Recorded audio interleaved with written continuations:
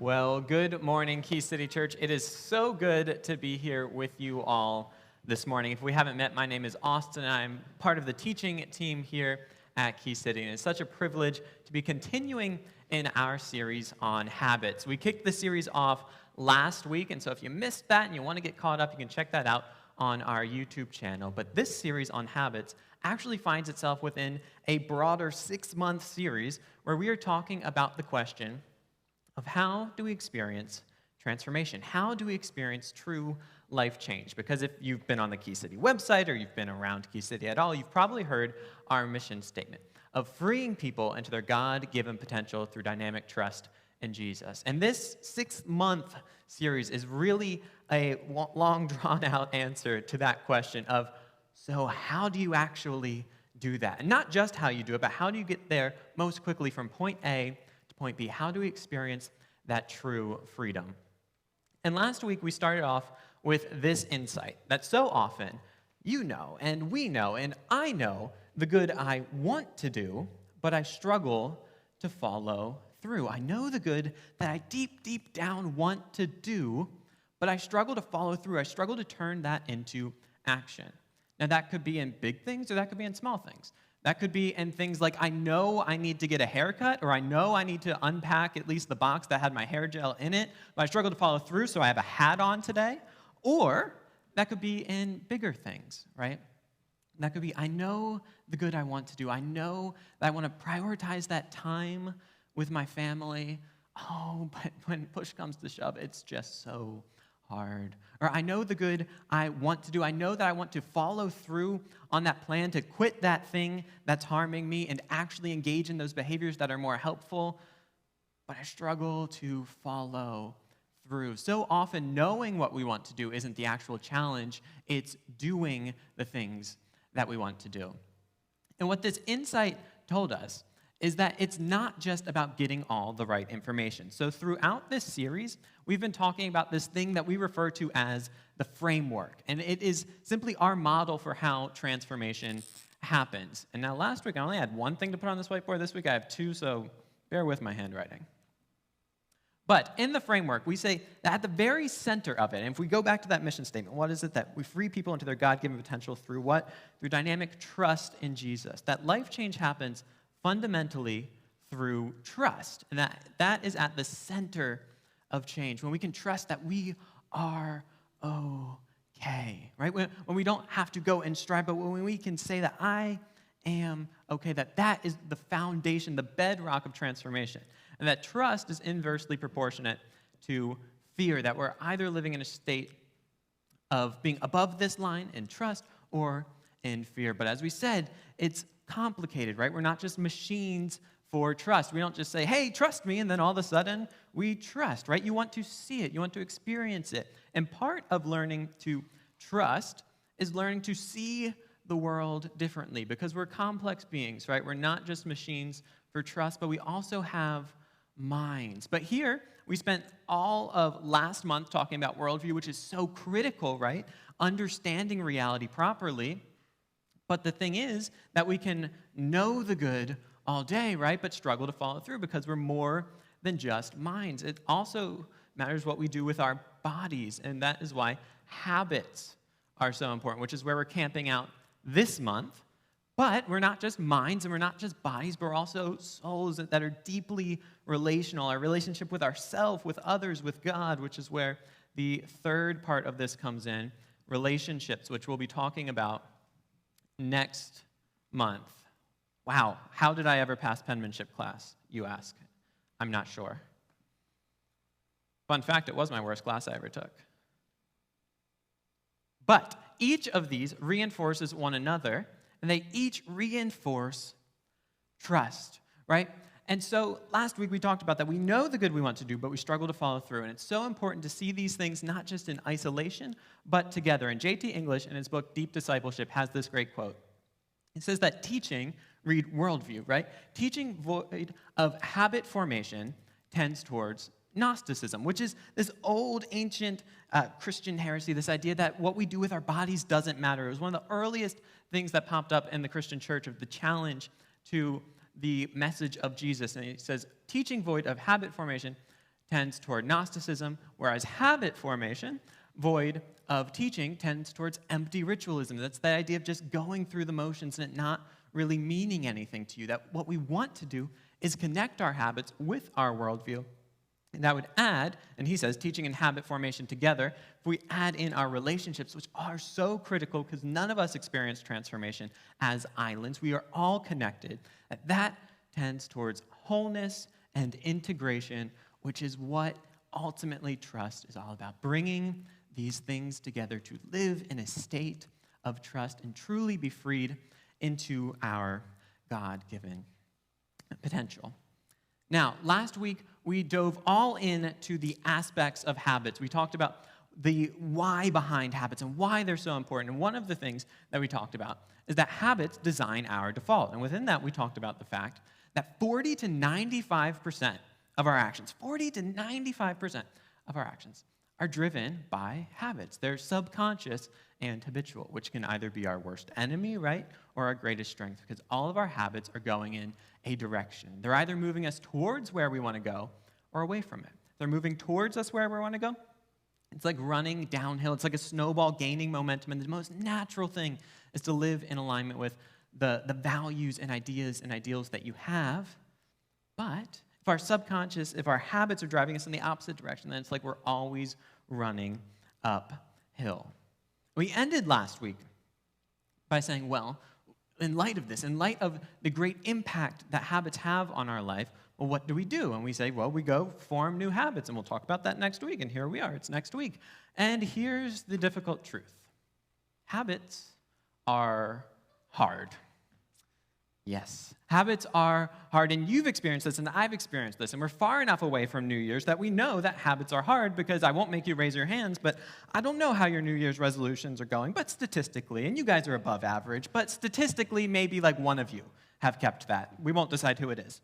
But habits are hard, and why is it that habits are so hard? Well, one of the reasons is this, that our habits, and read not just your good habits, not just the habits you like, not just the habits you post on Instagram, but all your habits, the habits you don't like, the habits that you wish you didn't have, the habits that you pretend don't exist, all of our habits are connected to core, legitimate needs, and our bodies fight anything that is perceived as a threat to these needs. We all have core, common needs, right? We have just our kind of base existence needs, right? Our needs for survival. But we have our relational needs as well. These needs for fulfillment and connectedness. We have these needs to grow and develop as humans, and all of our habits are connected to these. The only problem is that some of them are built on rather shaky foundations. Some of them take rather circuitous routes to get us there. Let me explain, perhaps. One habit that you might have, or that I've often had to fight against, is this instinct to be a bit sarcastic. And on the one hand, it's kind of funny, right? But on the other hand, what is often underneath that is this desire to just feel like a little smarter by pushing someone else down just a little bit. And what that's connected to, it's not just this dark thing, but what's connected to is this need to feel okay in ourselves, right? We want to say, I am okay. I can differentiate from this person. That's a core and fine, legitimate need. The problem is that habit actually doesn't get us there very well. There's all types of other habits we could have, right? We could have the habit of, it's the end of the day, and what do I want to do? I just want to shut my brain off and binge Netflix or Hulu or Paramount, or you kind of forget all the ones you have, and you don't remember which show's on which, but it's on one of them, right? It's on one of the streaming services, and you just shut your brain off. And maybe in one way that's connected to that core need to just be able to feel peace, right? But what you've probably experienced and what I've experienced is that I could binge that show for like 6 hours, and if Ted Lasso had come out as just one long season instead of once a week, so annoying, right? Like I probably would have done that, but what it wouldn't have given me is actually that deep, abiding peace that we're looking for. What it would leave me feeling is actually just kind of drained even more. But all of our habits, whether we like them or not, they are connected to these core and legitimate needs. And the problem is for us is that we often downplay this connection. Dr. Ross Ellenhorn puts it this way in his brilliant book, How We Change. He says, not changing is a legitimate and time-tested means for gaining immediate security. It is not, however, the best means for building an autonomous and well-connected and purposeful life. That's the difficult paradox of change. No matter which side one takes, change or refusal to change, one is at risk. And what I love about his book, what he talks about, is that so often we underplay the case for staying the same. Perhaps you've experienced in your life that moment when someone tells you, like, you've just got to do this thing, right? Maybe as a kid, or maybe you tell your things like, why should I do it? Just because I said so, right? And how well does that often work? Not very well, and very not well for me, as I was given an extra dose of stubbornness and didn't like anything just because I said so, right? But so often we take that same approach with ourselves when it comes to habits. We say, I'm going to start running, or I'm going to start dieting, or whatever it is, right? But often we just force this on ourselves. We don't actually make the case of, well, why should I? And in any case of forming our habits, there's a case for staying the same because all of our current habits are connected to those core needs. And so what Dr. Ross Ellenhorn points out in his book is that what actually allows habit change is to be able to weigh those things out, to see how our current way of living is meeting core needs in us, and to say, you know what, I recognize that, and you know what, like, thank you for trying to meet those needs, and thank you for trying to provide me a path there, but when I look at it, between change and not change, I can make that decision of change as a person that has been able to think through it, weigh the pros and cons, be able to contemplate, and here we go, to bring our habits back to our worldview, not just treating them in isolation, not just saying, I'm going to do it and I'm just going to ratchet it down because that's what we do, right? But saying, how can I look at this and how can I see, is there a case for staying the same? And what are the reasons behind the ways I'm acting? Can we get curious about our current behaviors and bring them in alignment with our worldview? We need these two together. Just as we can't just think all the right things and output all the right actions, we can't just brute force our habits either.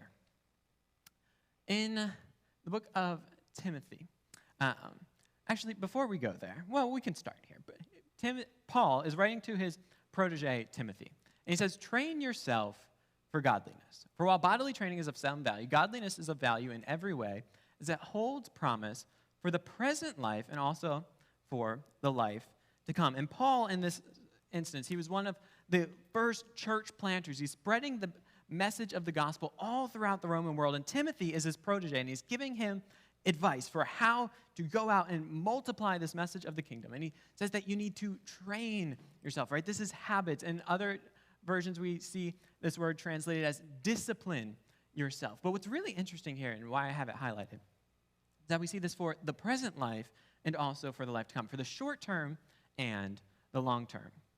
Back to the trickiness of habits. In his wonderful book, Atomic Habits, James Clear points out this interesting kind of paradox between our helpful habits and our unhelpful habits. And if you thought, wow, you guys are teaching through a framework for 6 months, get ready, because on the second side of this whiteboard, we're doing a 2x2 grid. Who is ready for a 2x2 grid in the morning? So what he says is if we put our helpful habits here, and we might say good and bad, but so often putting that kind of moral weight on it adds guilt and shame, so we're going to just go with helpful and unhelpful habits here for now, right? The habits that drive you towards where you want to go, and the habits that drive you away, I promise, in some language that says unhelpful. Up here, we're going to have immediate or short term, and here we're going to have long term. And the really tricky thing is that so many of our unhelpful habits, they provide immediate pleasure, they provide immediate rewards, but in the long term, they fall short. If I go back to that idea of sarcastic comments to kind of put other people down, in the short term, it feels really good when you get those laughs or you get that sense of like, oh, I feel so smart, I feel so justified, right? When you kind of lash out at someone, you feel, oh, like I made my point. But in the long term, it undermines your relationships and it leads you away from where you want to go. When you want to develop that habit of maybe getting up and working out, in the short term, when you hit that snooze button, oh, it feels so good. But in the long term, it leads you away from where you want to go.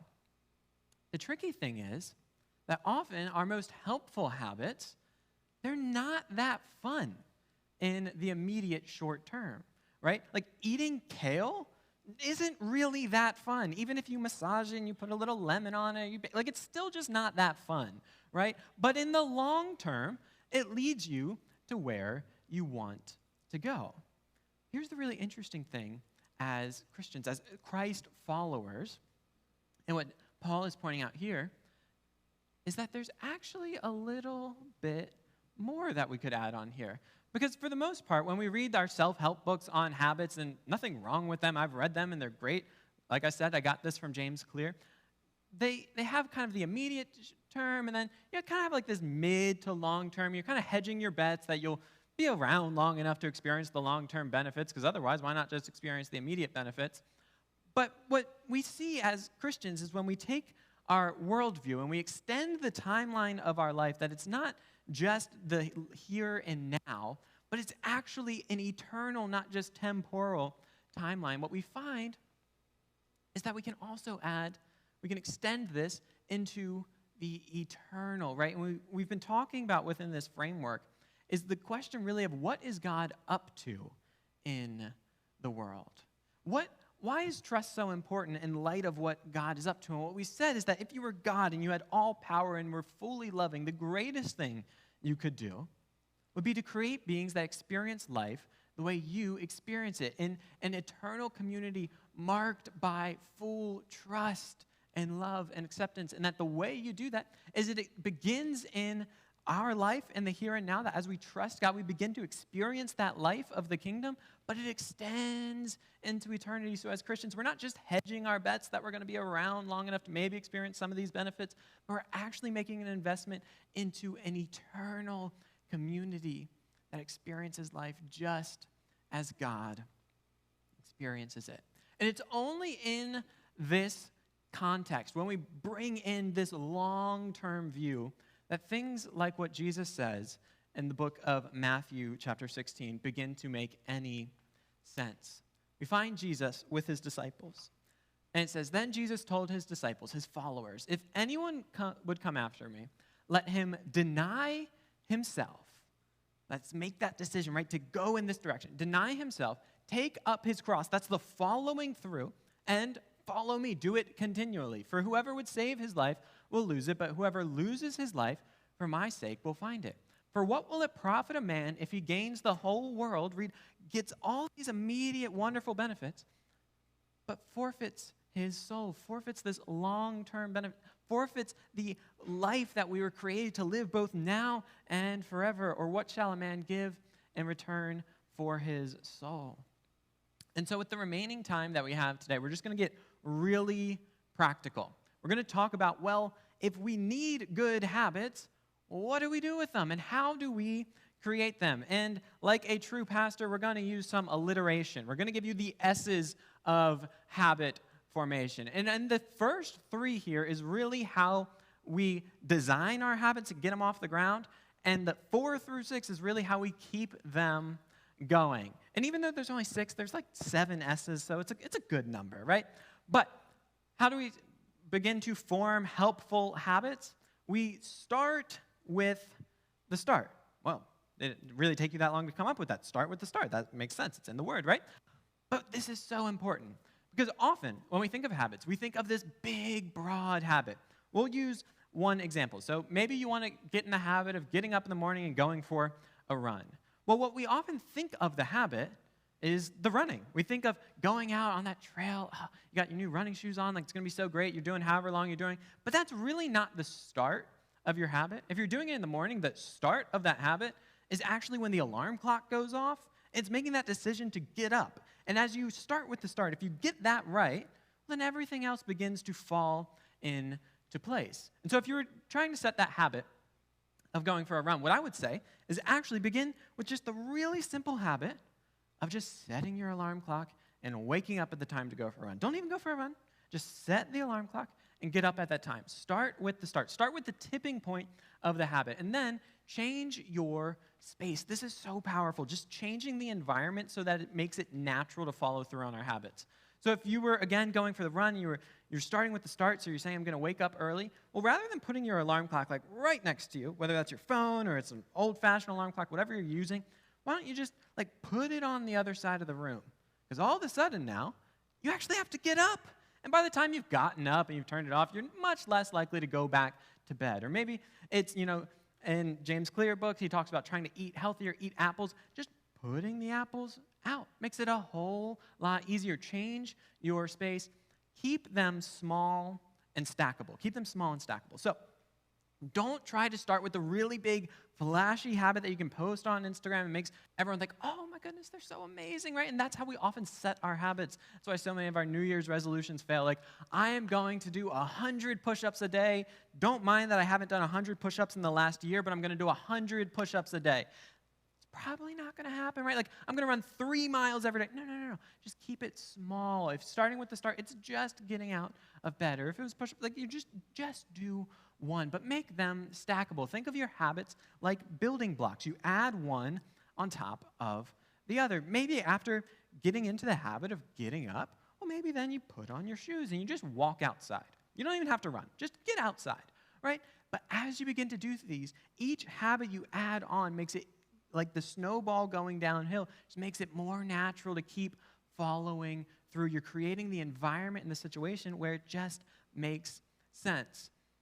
You might say that celebrate doesn't start with an S, but it does here. So celebrate the little wins. This is how we keep our habits going, right? And what we've talked about with being curious, right? Just allowing your mind to say, oh, like we've done it, right? As we've talked in other series about our worldview formation. It's the same with our habits. What this is really doing is bringing some of those immediate benefits we're missing out on in our helpful habits, just adding some somewhat artificially into the short term.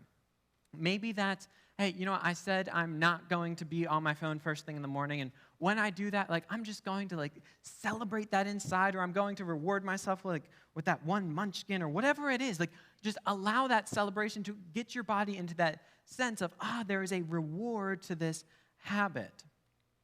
Then share the journey with others. Another S we could have added. That's me. I made the slides.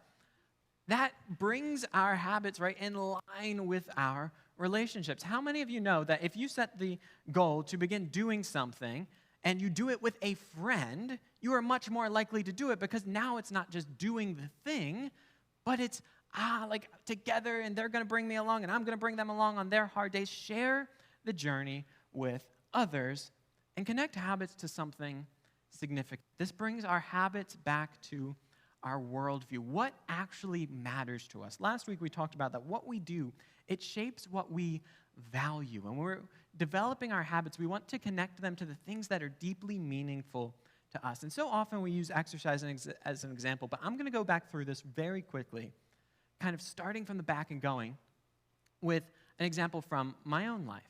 Now, Eliza and I, when we got married about a year ago, we sat down, actually before we got married, and came up with the core values for our marriage. What really matters to us? What is significant to us? If we were to put that in our worldview, like what really matters? What's most important for us? And for one of those things, it was relational intimacy and openness together, that we really wanted to continue growing in knowledge of one another, to get to know one another, to have that continually ever growing. And if it was me, what I would want to start with, having found that significant thing of relational intimacy, would be like, okay, so let's, like, every night, sit down for 60 minutes. We'll go through a list of, like, 15 questions. Then we'll go for a nice 30-minute walk. And we'll go back, and then we'll kind of debrief, talk about our feelings, how we're doing. We'll kind of map it out. Like, are we moving the right? And what would work there is nothing, right? Like, sameness in that case would have such a compelling case to not do that we would never make that.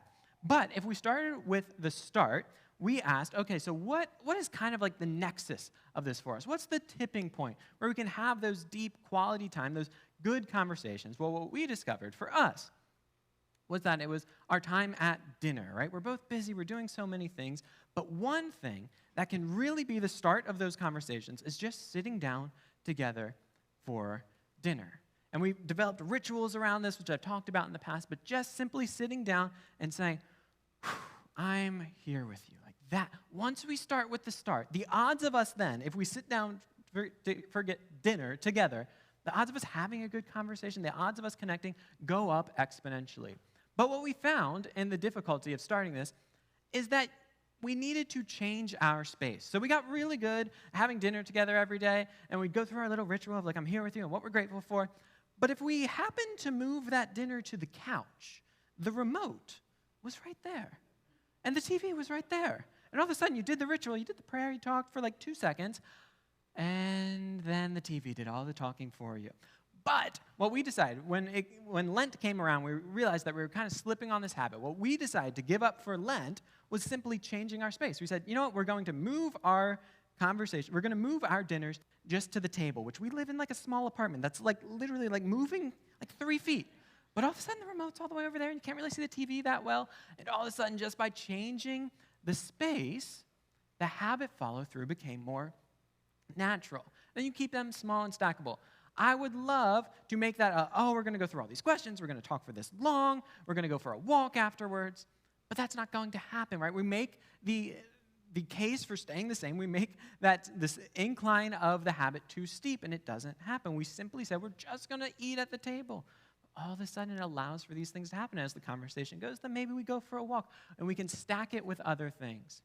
But then you celebrate the wins. So that's how you design it. But to keep it going, you celebrate together. Like, what are we going to set as our thing of, we did it, right? How are we going to celebrate that? And that, for us, like designing new date nights and things like that and sharing the journey with others. How can you bring other people into your habit, saying, hey, this is what I'm doing. Like, if you're doing something similar, I'd love to know what you're doing. Maybe we can talk about it as couples. We can journey together. And, of course, we connected it to something significant, which is for us, when we say, like, but it'd be really nice, we just go back to, but what do we value, right? What are these things that we sat down to and said we are committed to them? I don't know what this looks like in your life, but what we're going to go out of here is finding those things. What is significant to you? Those things that you really value and starting really small. But here is the unfortunate truth, again, is that habits are hard. And even with the best of intention, even with this 6-step framework with things that start with S, things are going to fall through. And there's going to be days, there's going to be habits that don't work. And then the question is, where do we go from there? And back to Dr. Ross Ellenhorn, he says, the real challenge is the difficulty of hoping in the face of potential disappointment. That each disappointment in a person's life leaves sediment on an increasingly steep slope of risk and a weight on their back that only hope can lift. You see, the lie that we often buy into with our habits is that when we miss a day or we miss 2 days, that we haven't just failed, but we are a failure. It's making that jump that we talked about last week from my act of I failed to I'm a failure, that I am what I do, that we allow our actions to become our identity. But the secret sauce of habits is grace. It is that awareness of, hey, I didn't make that habit. It's that acceptance of, I'm okay. That I was loved by God before this. I am loved by God in the midst of it. I am loved by God after that. And in light of God's grace, I can have grace for me too. And it's that curiosity about how we take the next step. Because what we often do, while it looks like we're kind of beating ourselves up and we're holding ourselves to a high standard by saying, I'm so bad, I'm such a failure, and we say, I'm just going to quit, right? What we seem like we're doing is just like really grinding ourselves up to be better. What we're often actually doing is letting ourselves off the hook. Because what we say is, if I'm a failure, then it was really never going to work anyway. And I can just get rid of that hope, because hope is a scary thing. And I can just say, I'm just going to stay the same, because having to say that I can keep going says that I'm actually in control of this, and that's a really scary thing. We say, I'm just actually a failure, and we can just leave it at that and move on and just stay the same. But grace is what allows us to say, you know what? I thought I was here, and I'm here, and that's okay, because the bar was actually set at the floor by Jesus. It's not this thing that we do our habits to achieve the love of God, but we actually just engage in them to live in alignment with his way of love, to be freed into the life that we were created for, which is why Paul says that it is by grace that we have been saved through trust, through saying, I can fully trust that when these things go well, when they go poorly, that my standing before God has not changed. And it's in that place of acceptance, it's in that place of grace that we are able to move forward with our habits. Because following Jesus, it does not look like setting these lofty goals and running full steam ahead and never even getting our shoes dirty, but it looks like moving one step at a time, falling, skinning our knees, and getting back up again with the hand of our Heavenly Father saying, just follow me. Just follow me. And it's not that you're doing this to earn my love, but I'm just inviting you along on the journey. And there's no pace at which grace runs. There's no pace that we have to be at to stay in the lane of grace, but it's just keep following me. Just keep moving. And so my challenge for you this week is to simply design one new habit that connects to something significant for you. Now, for us, we talk about that transformation happens through trust, and I would love for it to be something that you feel propels you towards greater and greater trust. But it could be anything that is significant to you. But start with just that contemplation of where do I want to go? What is that vision of the future that I want? And it's fascinating that when we look through Scripture, there's lots of talk about our actions, but there's not a whole lot on just how you form habits, because what's truly important is keeping this long-term vision in front of you. And so have that picture of the horizon and just bring that into the short term for yourself. Say, what can I do that takes me on a step towards that? And then begin breaking it down. Start at the start. Make them small and stackable. Change your space. Celebrate them. Share the journey with others, right? And connect it to something that's meaningful for you. Oh, look at that. That's right there. That's my challenge to you all this week. Would you pray with me? Heavenly Father, thank you for the privilege that it is to gather together with brothers and sisters, to gather together with a community of people all working on following you, no matter what that looks like. Whether that looks like a run, a walk, a crawl, or just barely trying to scrape up the nerve to take one more step. Lord, I thank you for this community. I thank you for the way that they show your love to one another, to this community, to this city, and ultimately to the world. Truly, they are the light of the world. Pray all of this in Jesus' name. Amen.